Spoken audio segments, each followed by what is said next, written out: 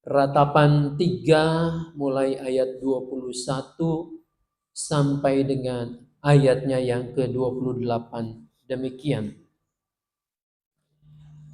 Tetapi inilah yang kuperhatikan. Sebab itu aku berharap. Tak berkesudahan kasih setia Tuhan. Tak habis-habisnya rahmat-Nya. Selalu baru tiap pagi. Besar kesetiaan-Mu. Tuhanlah bagianku, kata jiwaku. Oleh sebab itu aku berharap kepadanya. Tuhan itu baik bagi orang yang berharap kepadanya, bagi jiwa yang mencari Dia. Baiklah menanti dengan diam pertolongan Tuhan. Sampai demikian pembacaan firman Tuhan. Yang berbahagia kita yang mendengar dan memelihara firman ini tentu dengan melakukannya. Haleluya. Selamat malam Bapak Ibu yang dikasihi Tuhan. Apa kabar hari ini? Baik, ada yang luar biasa, ada yang biasa-biasa saja. Coba kita jujur dengan diri sendiri, apakah hari ini betul-betul baik, betul-betul luar biasa, atau ada sesuatu yang rasanya kok saya tidak baik-baik saja? Saudara-saudara malu nggak sih kalau kita ditanya apa kabar dan jawabannya saya sedang tidak baik-baik saja?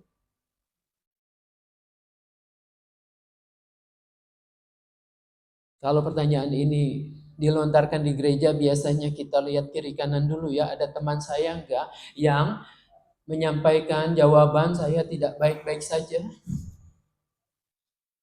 Hati ini tidak bisa didustai. Saudara-saudara, kalau memang kita tidak baik-baik saja ya tidak mengapa. Karena manusia atau pasang surut. Kita diciptakan oleh Tuhan dengan rasa, emosi, tidak hanya rasionalitas. Baik Bapak Ibu yang dikasihi dan mengasihi Tuhan. Tema kita hari ini berkaitan dengan doa. Doa menumbuhkan pengharapan. Sampai hari ini Anda masih rajin berdoa? Masih? Kenapa Anda berdoa?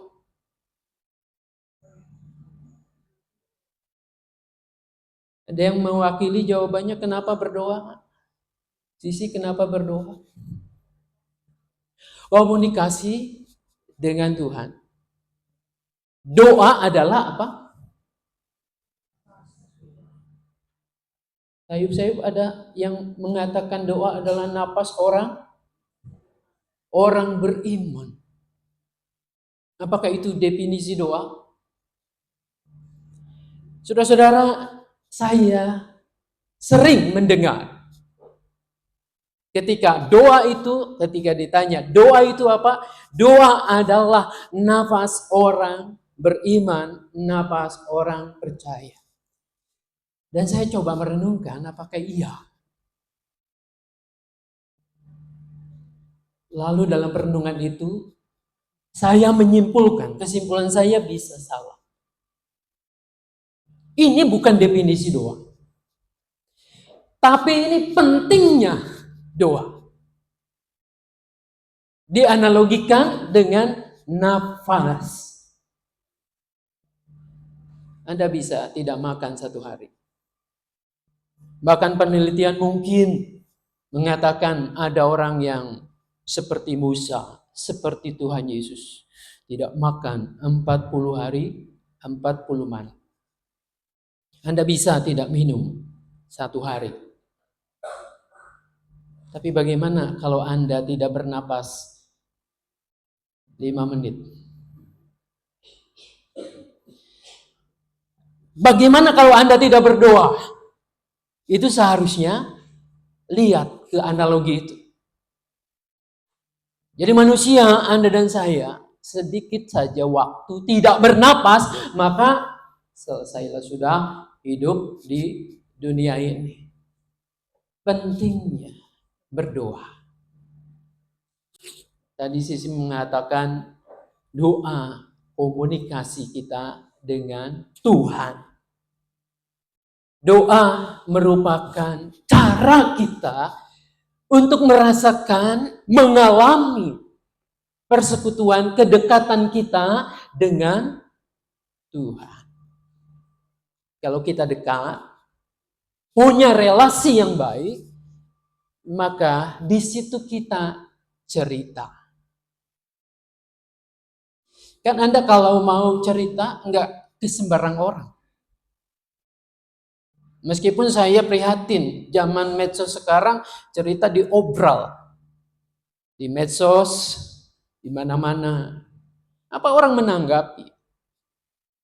Ketika Anda curhat di situ tentang penderitaan, tentang kesulitan, apa manfaatnya ketika kita curhat di medsos itu? Kepada orang yang dekat, kepada sahabat kita, kita akan terbuka, bercerita. Ketika hubungan Anda dengan Tuhan, relasi kita baik dengan Tuhan, tidak ada jarak, maka di situ kita bisa ngomong leluasa. Bukan hanya sekedar permintaan. Tetapi segala sesuatu kita bawa di dalam doa. Kita bercerita, kita memuji Tuhan, memuliakan Dia. Kita ngomong seperti sahabat. Ada nggak yang dalam kehidupan doa saudara yang punya pengalaman sama seperti saya curhat kepada orang yang begitu close, dekat sekali? Ada yang punya pengalaman doa kayak gitu? Mudah-mudahan ada. Nah, ketika kita dekat dengan Tuhan, apapun kita bisa bicara. Tuhan, hari ini saya di kantor senang sekali. Orang-orang menghargai aku. Orang-orang betul-betul mendukung aku. Terima kasih Tuhan. Ketika kita sedih, kita ngomong bicara. Layaknya seperti sahabat. Kan Yesus mengatakan, aku tidak memanggil kamu lagi hamba, tetapi sahabat. Dipraktekkan enggak sahabat ini dalam hidup sehari-hari? Nah, Bapak Ibu sekalian yang dikasihi Tuhan, pembahasan kita ini dari kitab Ratapan. Kira-kira kalau mendengar kata ratapan itu apa ya yang kita pikirkan? Apa yang kita rasa? Ratapan.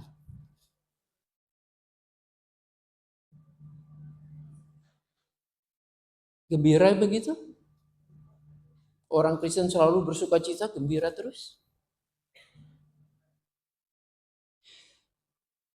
Ratapan dalam bahasa aslinya Eika, bahasa Ibraninya itu. Eika ini meratap karena hati yang begitu sedih, begitu terluka. Tadi saya katakan kalau relasi dengan sahabat itu close by. Layaknya seseorang yang ditinggalkan untuk selama-lamanya oleh sahabat yang dia bisa curhat, yang dia bisa ngomong, yang begitu dekat dan mengerti, lalu sekarang tidak ada. Eika ini begitu pilunya. Para ahli mengatakan ratapan ini ditulis oleh seorang nabi yang bernama Yeremia. Ketika ia hidup kurang lebih pada tahun 580-an sebelum Yesus Kristus. Berarti udah berapa tahun nih peristiwa? Sekitar 2600 tahun yang lalu. Kita mau menggali nih 2600 tahun yang lalu tentang ini. Kok bisa sih dalam keadaan pilu, dalam keadaan yang sedih, luar biasa, Yeremia masih bisa mengatakan kasih setia Tuhan itu luar biasa.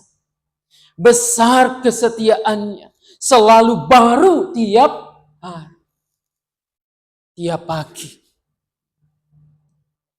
Apa yang terjadi dari peristiwa yang dialami Yeremia bersama dengan bangsanya pada saat itu? Saudara-saudara, yang terjadi pada tahun-tahun itu, Babel berkuasa luar biasa. Kekuasaan yang luar biasa itu akhirnya Babel, Nebukadnezar rajanya itu berusaha menginvasi banyak negara termasuk di dalamnya Israel. Dari sisi geopolitik, betul ini negara yang sudah hebat, superpower pada zamannya, akan menginvasi, akan memperluas daerahnya, akan menindas orang-orang yang bangsa yang berbeda. Tetapi dari sisi umat Tuhan, inilah cara Tuhan menegur mereka. Cara Tuhan menghukum mereka, bangsa itu. Oleh karena udah berkali-kali Tuhan mengingatkan bangsa itu supaya mereka meninggalkan penyembahan berhala, menyeleweng terhadap ilah-ilah lain yang sudah digariskan, jangan kamu melakukan itu. Tapi yang terjadi ini terus-menerus berulang. Akhirnya Tuhan membuang bangsa itu dalam penindasan yang luar biasa. Anda bisa bayangkan, mereka mengatakan, kami ini umat pilihan Allah, umat yang istimewa, miliknya sendiri. Daud pernah mengatakan bagai biji matanya Tuhan. Tapi sekarang diinjak-injak bangsa asing, dijajah, menderita, dibuang pula ke Babel. Inilah perasaan pilu. Maka tak salah Yeremia diberi judul ini, kitab ratapan, meratap. Saudara-saudara, adakah yang hari ini Anda sedang meratap? Meratap entah karena hilangnya pekerjaan, meratap karena orang yang dikasihi pergi, meninggalkan kita, meratap karena Anda tertolak, kehadiranmu tidak diinginkan oleh orang lain. Nah, disinilah justru firman Tuhan ingin berbicara kepada orang-orang yang sedang dalam kondisi seperti ini. Dalam ratapan ini. Barangkali sama seperti orang Israel, kita juga akan bertanya kepada Tuhan. Kenapa penderitaan ini terjadi? Kenapa ini terjadi padaku? Kenapa Tuhan menghukum aku? Pernahkah Anda bertanya demikian ketika masa-masa sulit menghampiri kita? Ketika awan mendung itu menggelayuti, ketika kita mentok tembok besar, ketika kita tidak tahu arah mana yang harus kita tempuh, maju kena, mundur kena. Saudara-saudara, kita bisa saja pada saat seperti itu mempertanyakan, di manakah kasih Tuhan? Di manakah janjimu yang katanya seperti fajar pagi hari?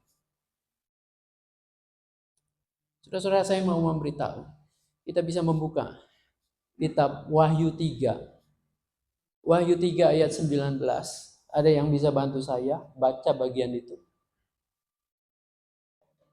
Mungkin Esther bisa bantu saya baca.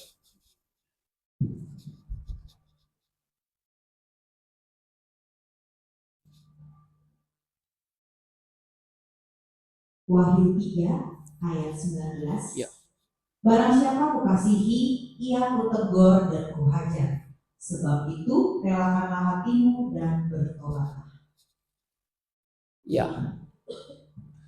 Ketika kita bertanya di manakah kasih Tuhan, Tuhan menjawab, ya. Barang siapa kukasihi, Maka ia ku tegur, maka ia ku hajar sampai engkau bertobat. Israel dikasihi Tuhan, umat itu dikasihi Tuhan, maka dia ditegur, maka dia dihajar oleh Tuhan. Ajarannya juga menyakitkan, kan? Kita bisa baca lagi dalam Ibrani 12 ayat 11. Ibrani 12 mulai ayat 7, tiba pada ayat 12 itu, ayat 11, di situ mau mengatakan, memang pada saat ditegur itu, pada saat dihajar itu, tidak enak malahan. Menyakitkan. Tetapi ini harus dipahami untuk kebaikan supaya engkau bertobat. Nah, saudara-saudara Israel, umat Allah itu dihukum menderita bukan karena Allah benci. Tapi ini semata-mata karena Israel kembali. Tuhan ingin kembali persekutuan yang erat, yang akrab itu. Saudara-saudara, bisa jadi dalam hidup kita teguran Tuhan itu adalah untuk menolong kita supaya kita tidak kebablasan. Tidak terus terlanjur melakukan kesalahan-kesalahan yang tidak perlu ini. Tapi bukankah penderitaan itu tidak hanya oleh karena kesalahan kita? Bukankah penderitaan itu banyak penyebabnya? Bisa jadi penderitaan itu sama seperti Tuhan Yesus. Ketika kita melakukan yang baik, yang benar, orang tidak suka. Orang memusuhi kita. Lalu kemudian kita dibuat susah, dibuat menderita. Bisa jadi ini juga sedang melatih kita untuk mendapatkan capaian yang lebih baik lagi. Kita sedang dilatihnya untuk naik kelas. Nah, apapun itu, kesulitan-kesulitan yang terjadi ini, bagaimana sih doa kita itu bisa melihat, bisa mengubah dari yang tadinya ratapan, sekarang punya pengharapan di depan itu. Jadi doa yang saya pahami melalui kitab ini, ratapan ini, bukan kita memaksa Tuhan supaya engkau memenuhi segala keinginanku. Tetapi di sini mau membawa kita, Tuhan, aku ini tidak melihat apapun yang baik nih. Yeremia tidak melihat apapun yang baik pada saat itu. Di tengah-tengah kehidupan bangsanya. Tetapi dengan pengharapan dia kepada Tuhan, dengan keyakinan bahwa Tuhan itu baik, dia melihat, dia percaya, aku yakin dan percaya bahwa Tuhanku adalah Allah yang baik, yang memberikan berkat setiap pagi. Disitulah doa yang kita panjatkan kepada Tuhan akan membuka nih cakrawala pandang kita, bukan melulu pada penderitaan-penderitaan yang kita alami. Bukan terus bertanya, kenapa Tuhan saya begini? Kenapa saya sudah melayani? Saya sudah melakukan ini dan itu. Nanti pada hari Minggu saya sudah memberikan persembahan tahunan itu full. Tidak saya kurang-kurangi. Kenapa juga masih hidup susah? Nah, saudara-saudara, Anda bertanya kenapa? Tidak pernah kita akan menemukan jawaban. Sebab di balik pertanyaan itu ada sebuah penyesalan. Penolakan. Denial. Seharusnya aku enggak begini. Seharusnya aku diberkati dengan melimpah. Yeremia mampu mengubah. Bukan pertanyaannya, mengapa? Untuk apa Tuhan izinkan ini terjadi? untuk memurnikan sebuah bangsa. Agar bangsa itu kembali dekat kepada Allah. Mengerti, mengenal kehendak Allah dengan baik. Maka ia melihat tadi dia di balik keratapan ada pengharapan. Doanya ini mengubah dari ketiadaan pengharapan di tengah-tengah ratapan. Dia melihat bahwa Tuhan itu baik. Anda dan saya akan bisa melihat apapun yang sekarang sedang terjadi. Mungkin kesulitan, mungkin kesusahan. Ini adalah bagian dari rencana Tuhan yang indah. Karena seperti dalam Ibrani 12, Tuhan mendidik anak-anaknya. Kita ini bukan anak-anak gampang. Bukan anak-anak haram. Tapi anak-anak tebusan oleh Tuhan melalui Yesus Kristus. Ditebusnya, dididiknya. Agar kita menjadi anak-anak yang membawa berkat. Bisa jadi kesulitan yang kita alami, penderitaan, susahnya, itu karena kesalahan kita. Di titik inilah doa akan menolong kita. Apa yang kita lakukan itu ternyata ini tidak berkenan kepada Tuhan, dan disitulah doa membuat kita bertobat. Bertobat kepada jalan yang Tuhan inginkan kita lakukan. Kalau kita berdoa dan kemudian melihat Tuhan membukakan cakrawala pandang kita. Oh, kesulitan yang kita alami adalah karena engkau harus memikul salib. Maka berjalanlah seperti Tuhan Yesus berjalan. Ketika Anda dilukai, ketika Anda dilecehkan, ketika Anda ditolak, belajarlah dengan Tuhan Yesus. Belajarlah kepada Tuhan Yesus. Dia ditolak, dianiaya, dihina. Kehadirannya tidak diharapkan di sana. Maka nyahkanlah, salibkanlah. Tapi apa yang terjadi dengan Yesus? Kemuliaan. Salib itu merupakan kemuliaan buat dia. Kebangkitan tersedia. Anda merasa saat ini dirugikan orang lain. Dijolimi. Tidak disukai, ditolak. Tetaplah baik. Karena disitulah Tuhan akan memunculkan terangmu. Disitulah doa mengubah. Akan ada harapan bahwa Anda dipakai Tuhan untuk menjadi saluran berkat. Untuk menjadi saksi yang betul-betul real nyata dalam hidup kita. Ketika Anda menyadari dalam doa itu, bahwa ini penderitaan-penderitaan yang aku alami saat sekarang ini adalah untuk supaya aku naik kelas. Maka aku akan bersyukur. Oleh karena Tuhan terus membimbing aku. Banyak sekali kisah-kisah. Kalau Anda buka TikTok, kalau Anda buka YouTube. Orang-orang yang hidupnya susah. Yang dilecehkan. Yang berkali-kali mencoba untuk berusaha, berdagang. Tapi ditolak terus. Tapi suatu saat dengan ketekunan itu dia terus belajar. Dan akhirnya mencapai sesuatu yang tak terduga. Ia bisa memperkerjakan banyak orang. Menjadi berkat bagi banyak orang. Inilah celah pengharapan yang dilihat oleh orang-orang yang seperti ini. Jadi ibu bapak sekalian, doa menumbuhkan pengharapan, yes. Doa mengubah segalanya. Iya, tapi cara pandangnya adalah doa mengubah cara aku memandang Tuhan. Memandang rencananya. Bukan aku yang memaksakan supaya Tuhan menuruti keinginanku.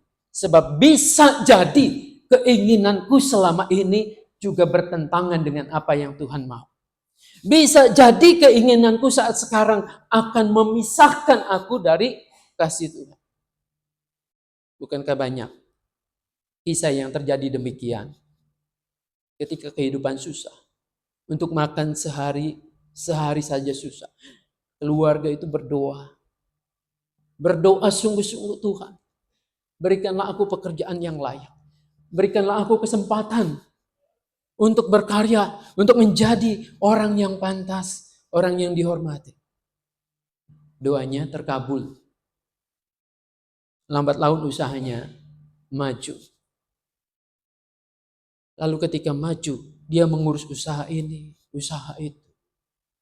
Ada waktu senggang, dipakai untuk bangun relasi dengan sesama koleganya, rekan bisnisnya, main tenis, main golf, dan seterusnya. Ketika temannya mengatakan, mari kita melayani Tuhan di gereja.